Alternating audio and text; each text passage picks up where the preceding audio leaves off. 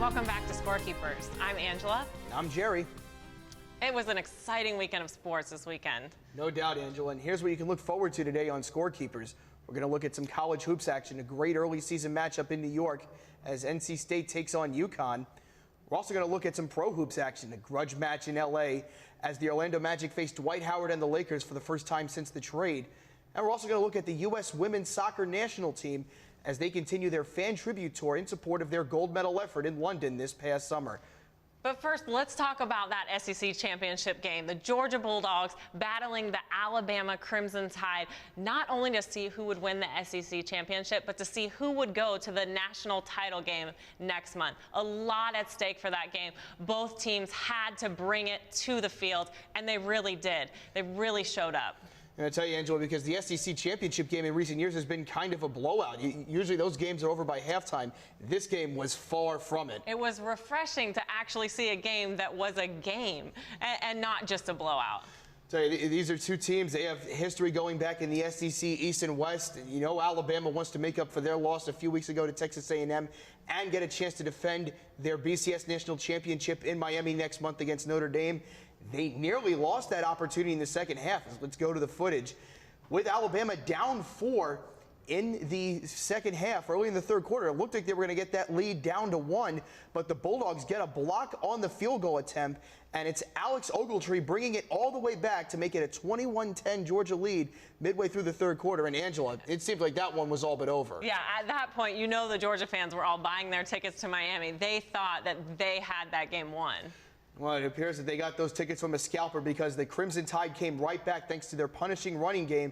And late in the fourth quarter, down 4, it's A.J. McCarron with a 52-yard strike to Amari Cooper, and that puts the Crimson Tide up 3. And Angela, A.J. McCarron's been their leader under center. He's done it all year. None bigger than that spot. This was exciting football. There's no better game to watch than this.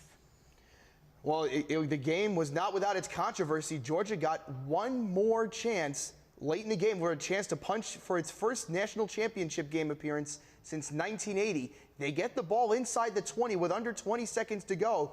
They have to move quick. As you can see, they're out of timeouts. Instead of spiking the ball, they decide to try to make one quick shot for the end zone, but the pass is tipped at the line and it's caught in the middle of the field. Georgia can't get to the line fast enough, and time runs out on the Bulldogs, and Alabama escapes 32-28. They're headed to Miami in January for the BCS National Championship game. What a finish. Such a heartbreaking loss for the Bulldogs. I know your hearts were broken. Just a few more seconds and they could have pulled out the win. But let's talk about that last play. Very controversial. A lot of people think that they didn't do the right thing. What do you think about that? I think that they should have spiked the ball as soon as they got to the line and give yourself a chance to run 1 or 2 more plays at the end zone. Instead, they run the play right away and they don't even go to the end zone. It was a little short route there, as you see now. The ball is deflected, but it didn't look like they were going for the end zone. And, you know, the player's instinct is to go and catch the ball regardless of the situation. And kid caught it and he was tackled, and there was 3 seconds left with no timeouts. And, you know, for Georgia fans, it's going to be years and years of what if. Yeah, unbelievable. I was watching that game and it's like you wanted it to keep going. How did it end that way? Yeah, there was no way. Like that. Yeah, definitely. Well, already the Crimson Tide have been installed as 9-point favorites for the BCS National Championship game next month against Notre Dame. I don't think it's going to be such a walk for Alabama, though. I mean, I think Notre Dame is built like an SEC team. They have a tremendous defense, and their offense just kind of figures it out as it goes along. And they're a really strong team. And you're right, everyone kind of thinks SEC because that conference has been so strong. But I think Notre Dame is going to show up that day. Tell you, it wouldn't surprise me to see the national championship trophy going back to South Bend, Indiana. But hard to go against the defending national champions, and especially when they have the best coach in all of college football, bar none, in Nick Saban. Definitely. He is a great coach. Showed it with an outstanding season this year. They were tested time after time. They were down late against LSU on the road and were able to silence the crowd there. They've faced a lot of adversity after that loss against Texas A&M and rebounded, faced some more adversity in the SEC championship game, and were able to rise above it. Angela, we've got plenty more action coming up next. We're going to be looking at the U.S. women's national team for soccer. They're continuing their fan tribute tour against the Republic of Ireland. Stay tuned. We've got more Scorekeepers coming up. Welcome back to Scorekeepers. Along with Angela, I'm Jerry. There were many great stories at the London Olympics this year. Of course, on the American front, you had the women's gymnastics team taking home the gold, along with Gabby Douglas winning the all-around. And in the pool, you had Missy Franklin and Michael Phelps. But the big story, the U.S. women's soccer team, after coming so close in the 2011 Women's World Cup, bringing home the gold in dramatic fashion. They had that overtime win over Canada in the semifinal, and then they avenged their World Cup final defeat against Japan in the final game. And Angela, we throw around the word America's sweethearts a lot, but these girls really fit that definition. Yes, they have really captured our hearts, those girls. And it's an interesting spot that they're in right now, because while they've experienced so much success, it's like there's this expectation that they just have to do well. So every time they step on the field, they have to go out there and give it their all, which I know that they do. I'd say, and they really embrace the hero role. I mean, you see them in the interviews, they do the commercials. I mean, they really play and embrace the role, and that's what's made it so fun to root for these girls, is they really enjoy being the top team. And that's reflected in their performance on the field as well. You can tell that those girls really gel together. They're a dynamic group of girls to watch, so exciting to watch them play. And I tell you, every time I talk with a friend of mine who's a soccer fan, everyone's got a different player, whether it's Alex Morgan or Hope Solo or Abby Wambach or Sydney Leroux. Somebody's got a different player, and that's what makes this team so great. Everyone's got someone they can identify with. That's why they've made soccer so viable here in the United States. Definitely. And speaking of how great those girls are, they really wanted to give back to their fans for supporting them so much over the past few years. And so they've come back home to play a fan tour that they've been doing these past couple of weeks. And it started off so strong. They had a 5-0 win over the Republic of Ireland just last Thursday. And then they meet them again just last night in another game against the Republic of Ireland. First 44 seconds, Alex Morgan scores a goal with the assist by Shannon Buck. Shannon Buck's coming down the center of the field, finds Alex Morgan open, hits it over to her. Alex Morgan wide open, very wide shot. Tell you, Angela, just a gorgeous goal from Alex Morgan, almost as gorgeous as she is. Alex, if you're watching, call me. Tell you, what else can you say? I mean, she's really has matured into really the best player on this U.S. team over the past year or so. Yeah, she is. The U.S. Soccer just named her Player of the Year, so great accolade for her. A well-deserved honor. Yes, for sure. The next goal was scored by Megan Rapinoe. They didn't score as much in this game. It was actually just 2-0 at the final, but watch this pass here. Morgan gives the assist on this. We can see why she was Player of the Year from this. Driving it down almost like she's going to score the goal. Gets almost past the goal, shoots it back to Megan Rapinoe, who scores in the 38th minute of play. I'd say Megan Rapinoe, they call her the Rapinome on the team, but she does a little bit of everything for them. She plays midfield. She's a great passer. She also plays back on defense as well. She's really vital for them. And then from time to time, she'll put one in the back of the net. Really a do-it-all kind of player for the U.S. women's national team. And I guarantee you, if you ask a lot of those players who was one of the key reasons why they were so successful the last 2 years, I guarantee you she would be one of the first 3 names they brought up. And really nice to see it pay off for her there. She gets the goal and really put the bow on this one. Yeah. The U.S. wins 2-0. And you do bring up a good point. She is such a versatile player, but just to see her score that goal from wide open, top of the box, center of the box, it was so exciting.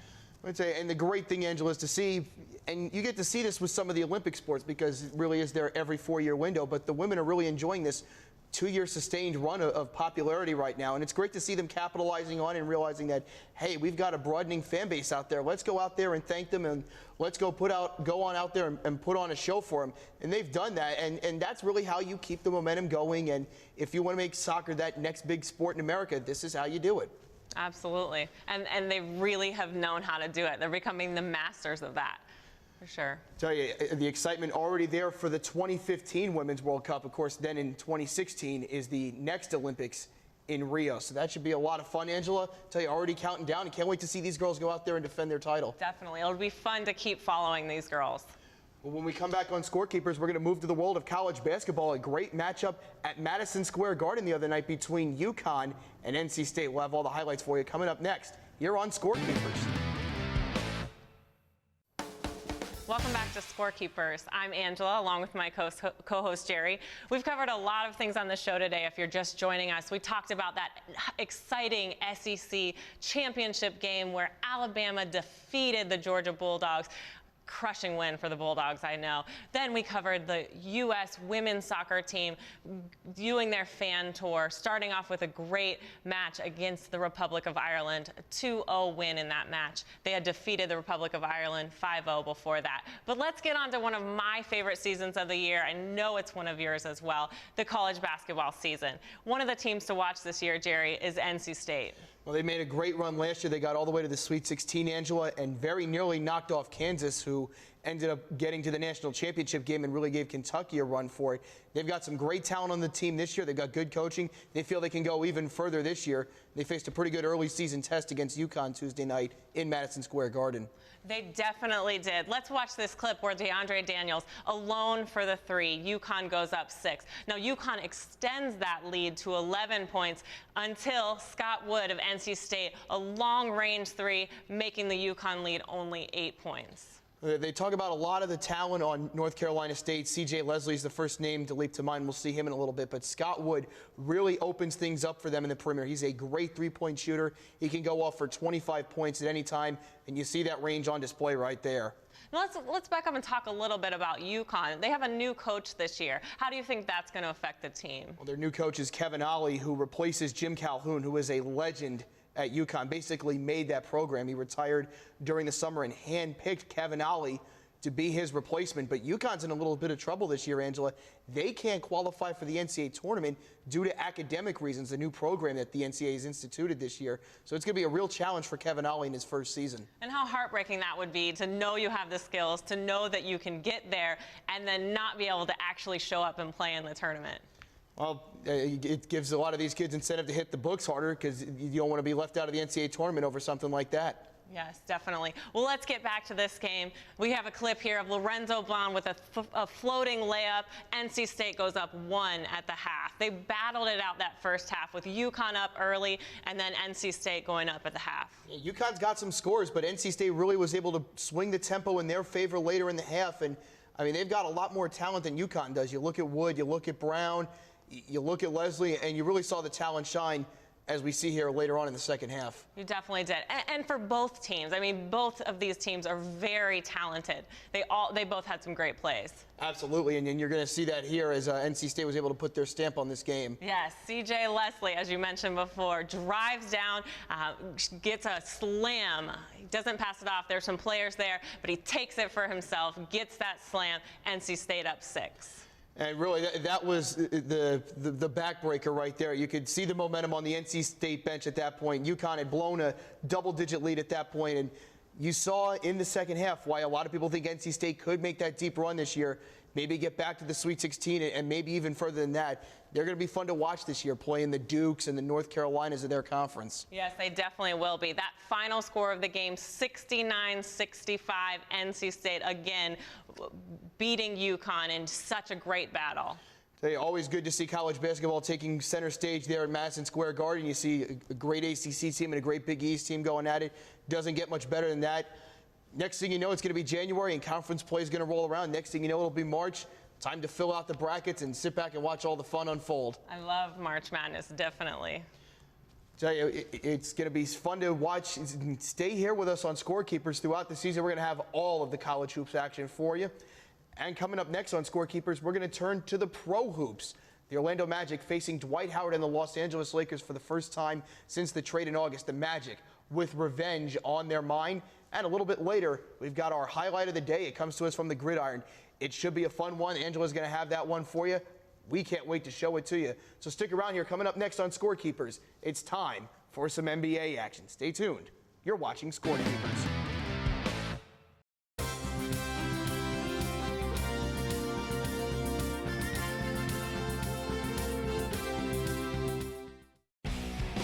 Welcome back to Scorekeepers. I'm Angela along with Jerry. If you're just joining us, before the break, we talked about college basketball and that exciting NC State game where they took on UConn and beat them 69-65. But now let's move into the world of the NBA. Grudge match Sunday night where the Orlando Magic took on the LA Lakers for the first time since that trade in August. What do you think about that game, Jerry? I tell you, that game means everything to a lot of Magic fans, and I tell you, some of those players on the Magic certainly have not forgotten all of the stuff that Dwight Howard put the team through over the past year. waffling. One day he wants to play for Brooklyn. The next day he wants to play for LA. The next day he wants to stay in Orlando for the rest of his career. The next day he wants to be in Houston. The next day he doesn't know. And so surprising because he is an Orlando boy. You would think he would want to stay home. He has so much support here. It was a very rough summer for Magic fans, and then to see their franchise center get traded to the LA Lakers again. And it just felt like deja vu from 1996 when Shaquille O'Neal left to go sign with the LA Lakers, and Magic fans couldn't help but think, here we go again. This is going to set the franchise back another decade.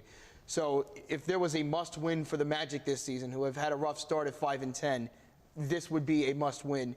Got to beat Dwight Howard for the first time since the trade. And you know, the Magic should be proud because they really have shown that they're resilient. They did recover from that trade, and I know that they will recover from this one as well. Well, they were able to emerge eventually out of the shadow of the Shaquille O'Neal leaving, and eventually got all the way to the NBA Finals with Dwight Howard in 2009, where they fell to the Lakers. So again, it's a Lakers complex with Magic fans in terms of it's just their rivals. Definitely. And so a win would be greatly appreciated Sunday night, and here's how it went down.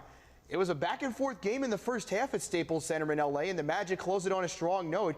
You'll see J.J. Redick able to recover this pass here. He gets it over to Jameer Nelson, and he'll find Aaron Aflalo in the corner for the three at the buzzer, and that ties it at half at 52 all. Definitely not the start Magic fans wanted to see. Magic fans would have loved to see them have the lead at the half, going into the half.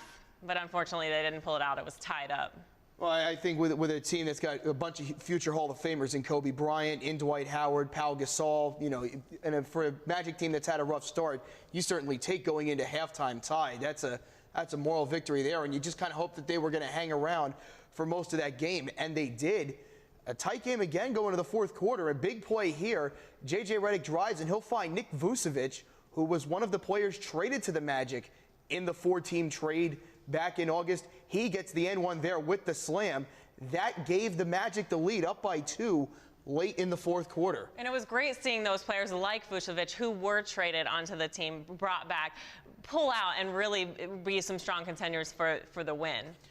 And the fourth quarter was a bit of good karma for Magic fans. After years of watching other teams pull the hack of Howard late in games with Dwight Howard's free throw struggles, the Magic were the ones who were able to turn the tables on Dwight Howard, as he missed several free throws down the stretch, as you see here in the fourth quarter. Really a chance for the Lakers to close the gap, but as Magic fans can attest to, and certainly as the Lakers did to the Magic in Game 4 of the 2009 Finals, when Dwight Howard missed a bunch of free throws in the fourth quarter that allowed the Lakers to win that game. It felt like a bittersweet victory. The Magic able to pull away from the Lakers, and they win 113-03, and maybe the biggest win of the year for the Magic. Yeah, it was really great. And Dwight Howard's certainly not known for his free throw shooting abilities, but you know every Magic fan was smiling at those misses. That was just the icing on the cake of this win. I tell you, it feels good to see after the game Dwight Howard not even wanting to shake hands with the Magic, and it kind of confirmed really every suspicion every Magic fan had about him and really had developed over these last few months. And maybe the Magic will be a better team down the line for this, instead of pinning their hopes to one guy and catering to one guy, because that often doesn't work a whole lot. I definitely think they will be. And you saw on Sunday night that they weren't able to count on one person. They had to come together and work as a team in order to pull out that win. So I think this will be good for them. The Magic improved to 6-10 on the year as they continue their West Coast road trip later on in the week against the Sacramento Kings. Well, coming up next, we're going to wrap it up on Scorekeepers with our highlight of the day, and it's a great run from the football field from this past weekend's Big Ten championship game. Angela's going to have it for you, and then we're going to head out of here. So stick around. The highlight of the day is coming up next. You're watching Scorekeepers on Scorekeepers.tv. Welcome back to Scorekeepers. I'm Angela, here with your Scorekeeper Spotlight of the day. Today's Spotlight comes from the Big Ten championship game, Nebraska versus Wisconsin. A great battle.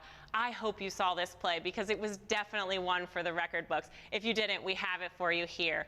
Watch here as Nebraska quarterback Taylor Martinez takes the hike, doesn't look for the throw, but instead goes through the Wisconsin defense, plunges through, I should say, to run for a 76-yard touchdown. It was amazing. So many chances to get tackled, but he missed every one. beating that defense to the 76-yard touchdown. I should tell you, though, that despite that great play, Nebraska did lose to Wisconsin 70-31. Not a great day for Nebraska, but certainly a great day for Taylor Martinez. Tomorrow, our Scorekeepers Spotlight could come from you. As you're out at your sporting events, please grab your smartphone, take some clips, upload them on our website, scorekeepers.tv. We'd love to hear from you and to play your fan footage on the air. It's been a great show today. I hope you'll join us tomorrow. We have an exciting interview with Ravens legend Tony Siragusa. Please watch that. Until then, look at our website, scorekeepers.tv, for up-to-the-minute scores, team standings, rankings. All of your sports news can be found on our website. And look for our upcoming app that's going to let you upload that fan footage right from your smartphone and also get all that great sports information right from your smartphone. It's been a great show today. Thank you for joining us on Scorekeepers. I'm Angela.